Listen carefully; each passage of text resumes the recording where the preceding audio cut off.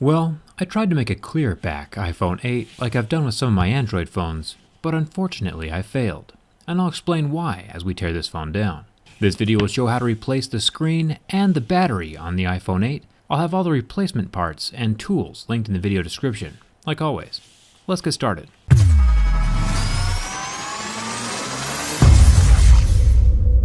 The screen removal for this phone is very similar to the iPhone 7, with two proprietary pentalobe screws at the bottom of the phone. Once those are out, I'll grab my suction cup and lift up on the edge of the screen to release some of the tension with the frame.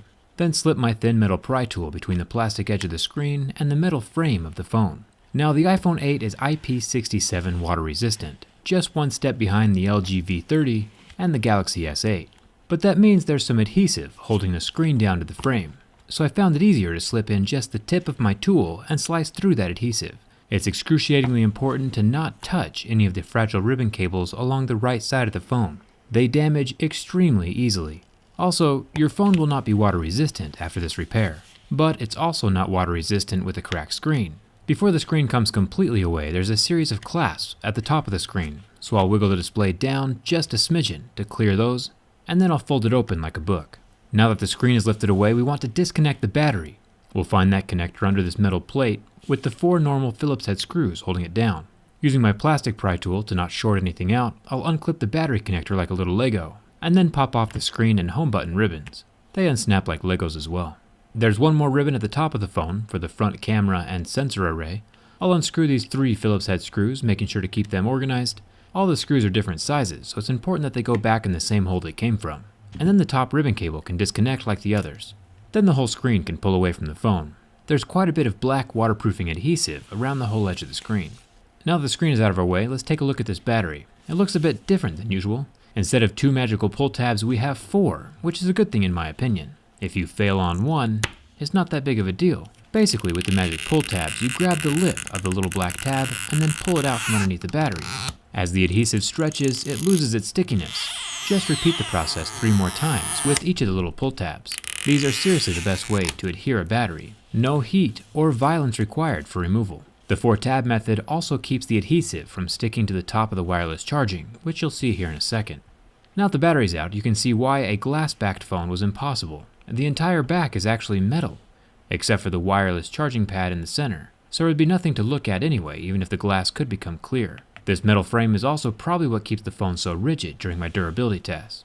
The adhesive that holds the rear glass panel against this metal does not soften with heat like the Samsung phones do. It's a pretty permanent situation.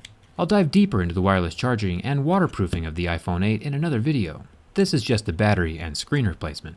I'll add some adhesive to keep the battery from rattling around inside the phone, and if a battery replacement is all you needed to do, just reattach the screen and you're good to go. But if you have a cracked or damaged screen, or you're bored and just want to watch the rest of this video, the iPhone 8 screen replacement portion starts now.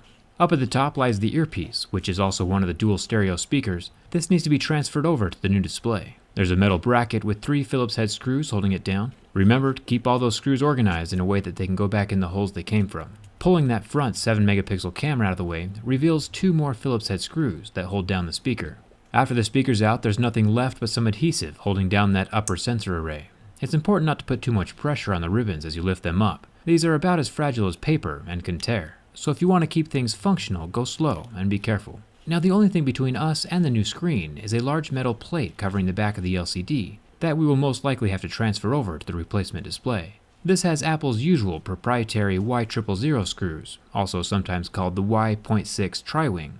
It's funny that no matter how hard Apple tries to keep people from repairing their phones, the same people develop new tools to get around these barriers.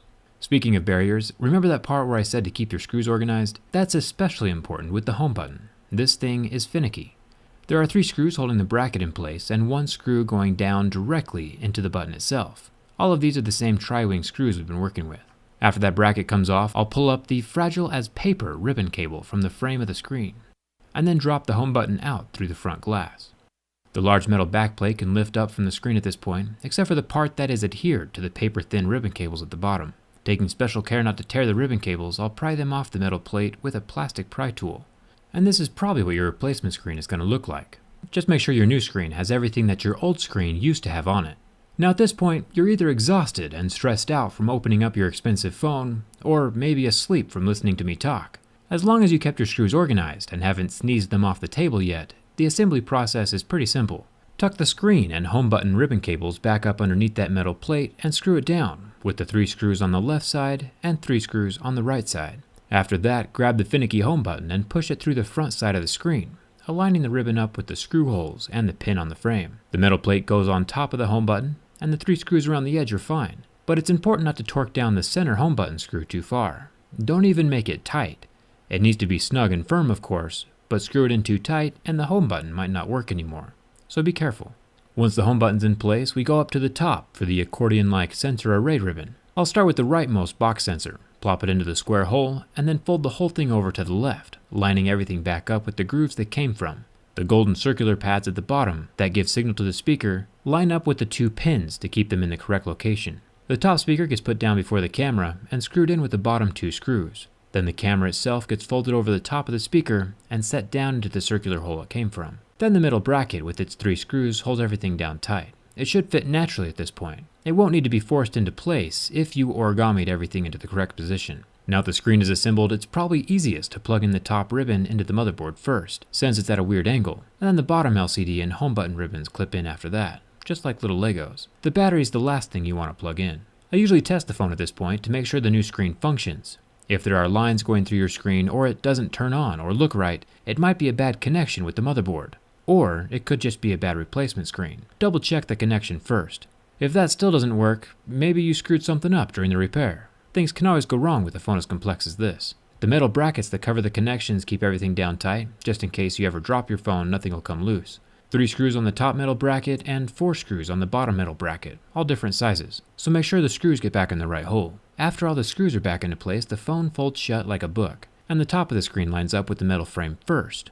And then the sides clamp in all the way down to the base of the phone, which clamps in last, and has the bottom 2 screws. And everything works. I'm kind of surprised myself. I'm going to do a complete wireless charging teardown and waterproofing analysis in my next video, so subscribe for that, and come hang out with me on Twitter. I'll have replacement parts and tools linked in the video description of this video if you're going to attempt this yourself, and thanks a ton for watching. I'll see you around.